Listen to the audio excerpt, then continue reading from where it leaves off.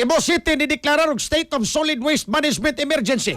Dari First Crystal Joy Filerka. Live report.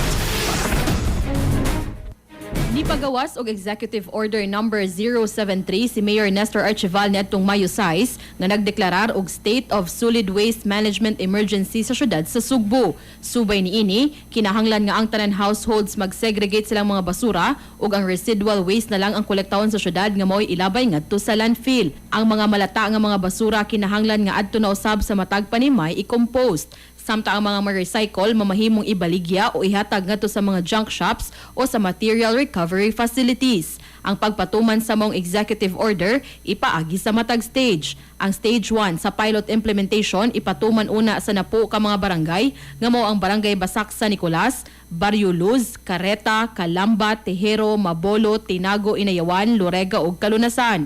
Sugdan kini sa paglabay sa duha ka semana sukad na pirmahan ang maong executive order. Sulod sa tulo ka buwan, magbuhat og assessment ang Cebu City Solid Waste Management Board ug kung dugangan pa ba ang mga pilot barangays. Aduna usab mugnaon nga task force nga mao'y motabang sa Cebu City Solid Waste Management Board kabahin sa pagpatuman og monitoring sa maong direktiba.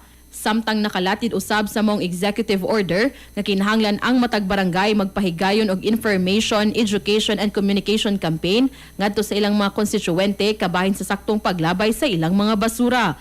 Dugang paniana ang mga private establishments usab sama sa mga nagnegosyo kinahanglang adunay pasilidad nga maminusa ng ilang basura ug mosunod sa waste segregation. Samtang ang mga homeowner associations kinahanglang mag-operate og MRFs ug kinahanglang mosunod gihapon sa waste segregation. Aduna nay gitahasan ang syudad nga moinspeksyon kung nisunod ba sila niini. Para sa atong mga katropa nga gustong paligunon ang immune system, malikayan ng ubo, hila na tabad sa ulo ug di makahilab sa tiyan, ang Santon Vitamin C, the alkaline vitamin C maoy haom alang kanato mga katropa.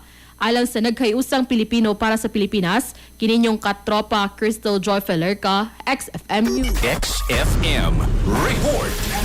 Santon Plus Gold, mapalit sa mga butika sa inyong lugar.